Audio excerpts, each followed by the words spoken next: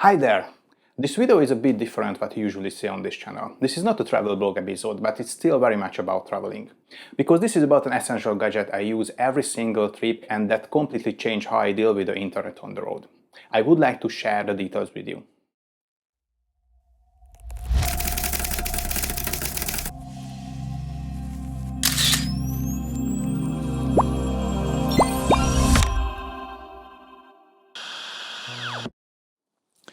So, before we talk about this new guy, the UniFi travel router, let me quickly explain what a travel router actually is and why I personally can't travel without one anymore.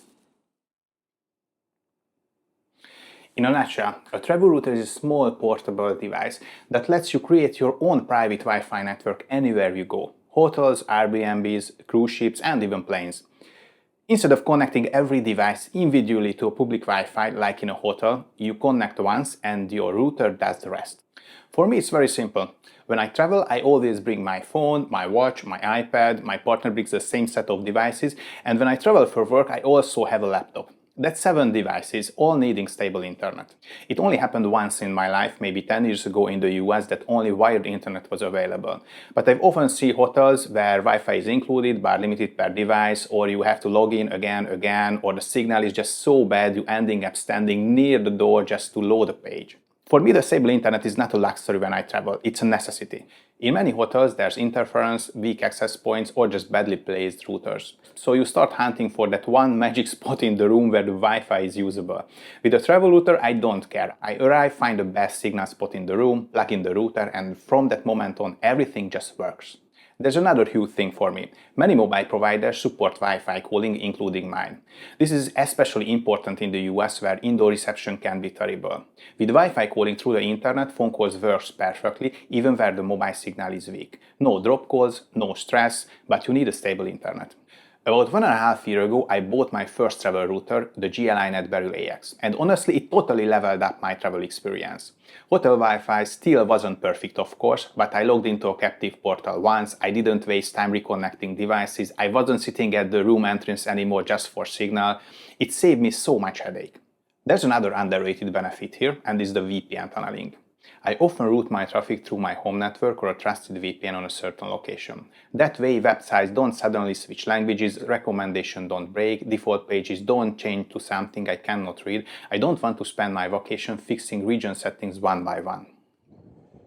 Köszönöm, hogy velünk tartottatok ebbe a Montparnasse és Before my rövid last trip to epizódban Paris, is. I realized my Beryl AX router just died. No reason. Maybe I didn't use it for a long time and maybe it got mad at me, I don't know. So buying a new travel router was already on my list.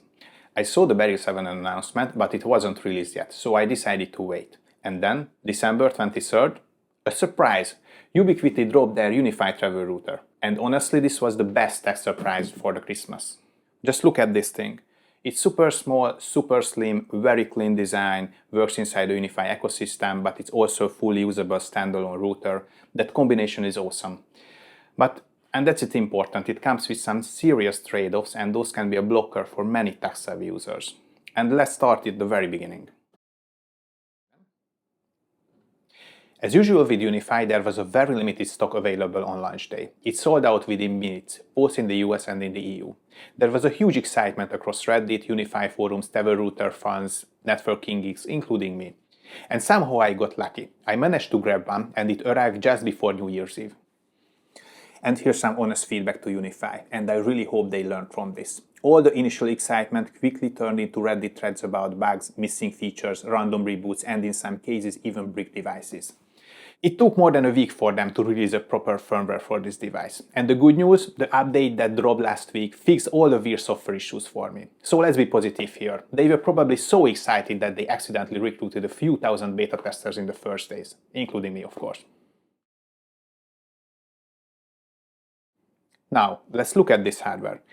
This thing weighs 89 grams, basically the size of a deck of cards.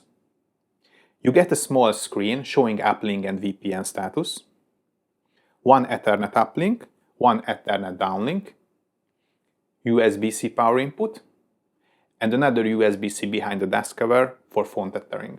That's it. Simple and clean.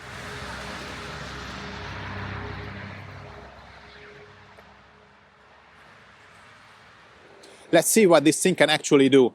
We are testing it here in the McDonald's, and yes, we are going inside because I picked the coldest day of the year for this video. Let's order something and boot it up.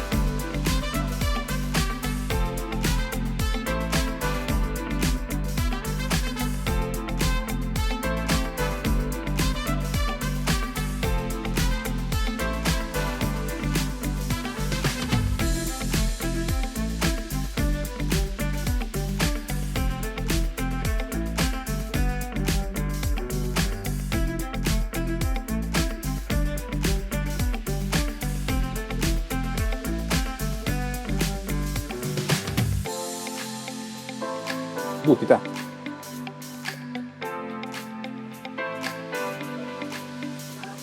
Booting takes a bit longer than expected, but we will talk about that later.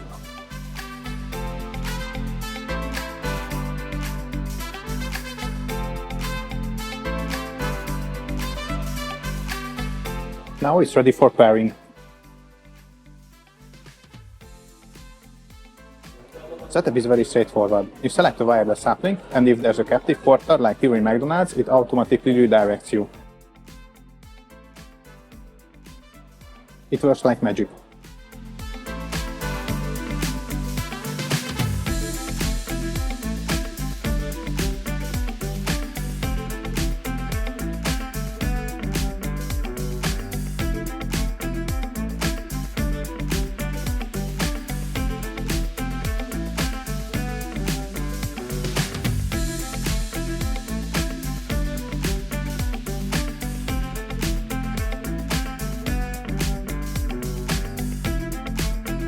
So it's an unexpected result. I needed to factory reset the travel router, so I'm doing the setup from the scratch.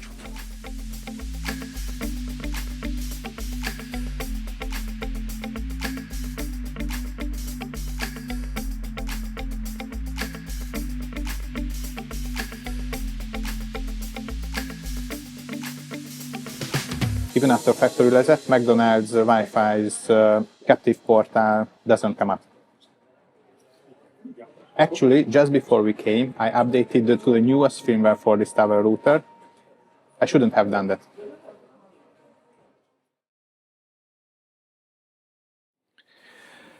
So, let's continue from home and run the test here. I don't have a captive portal on my home network, which would make things simpler anyway. What happened in the McDonald's might just be a bug they still need to iron out. So let's start from the very beginning. Start the UniFi application, and I will select the wireless uplink, and this time I'm connecting to my guest Wi-Fi network. If you already have a UniFi network at home, you can clone one of your home Wi-Fi network onto this device. But only one, that's a limitation compared to some competitors. Alternatively, this is also a standalone product, so you can manually configure Wi-Fi from scratch, of course. Once that's done, you are good to go. From that point on, all of your devices connect automatically to the travel router with internet access. Now, let's talk about speed. I will run a speed test on my phone with the travel router and without it. Let's start them. You can see it tops out around 140 megabits per second. And this is a big trade-off. It only supports Wi-Fi 5. And yes, you heard that right, Wi-Fi 5. Especially when you compare it to the upcoming GLINet Various 7, which will support Wi-Fi 7. I assume Wi-Fi 5 was a conscious choice for power efficiency and thermals. Let's do another test, but I need to borrow Gabriel's iPhone. Okay, I have it. Let's test the phone tethering. His phone is connected to the router. Let's start a speed test, where the iPhone shares the internet connection to the router. The internet is so slow here. No surprise, we are getting about the same performance here. Okay, let's test the wired uplink. Let's connect this router through the Ethernet.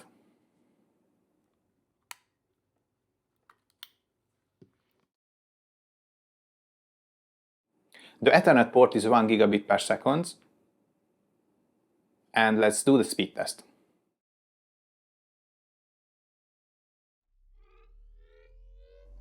Wow, the speed is about the double. You can clearly see that using a Wi-Fi as an uplink cuts the available bandwidth roughly in half, which is exactly what you would expect when the same radio is used for both uplink and downlink. One thing I do want to call out separately is the overall speed of this tiny device. And let's focus on the boot time. This isn't a deal breaker, but it can matter. Let's boot it up. Based on my research, this router runs on a tiny quad-core ARM Cortex-A7 Qualcomm processor, which is a 32-bit architecture introduced more than a decade ago. That helps explain some of the delays you see here. Still, it's not a deal breaker by any means, just something worth being aware of. There's another shiny feature we need to talk about. With one click, you can teleport back to your home network. Teleport is UniFi's own VPN solution. WireGuard support arrived last week's update, OpenVPN support is coming later. This is huge for me personally, so let's test the VPN connection time. In my case, it's about 15 seconds. That's not fully representative, since my home VPN endpoint is running on the same router I'm currently connected to. Last but not least, one thing I absolutely love. This thing can run from a power bank. It's perfect for planes, trains, sharing one connection with multiple devices anywhere you go. And I don't know if you noticed, but it's been running on a battery this whole time. That's amazing. So, let's jump to the final verdict. This travel router is not for everyone, but I really like this tiny guy. I love the form factor, the low power consumption, the clean UniFi UI, and the It Just Works experience. And yes, there are trade-offs. Wi-Fi 5 only, no MAC address cloning, only one Wi-Fi network, no multiple SSIDs, limited advanced features compared to competitors. And for a few days I was a beta tester, and honestly probably still am. It doesn't offer the deep customization of GLINet, but it's a lightweight, elegant alternative with that familiar UniFi magic. I'm closely following Reddit and Discord, and there are signs that MAC address cloning and randomization are coming soon. We will see. This is a very solid first attempt from UniFi, and I'm genuinely looking forward to future firmware updates, including bug fixes, and eventually its successor. So, let's summarize. If you want a tiny battery-friendly travel router that just works, integrates beautifully into the UniFi ecosystem, and saves you from hotel Wi-Fi headaches, the UniFi travel router is an easy recommendation. If you are traveling, I hope this gave you a new option to think about. Thanks for watching. Let's see you in the next one.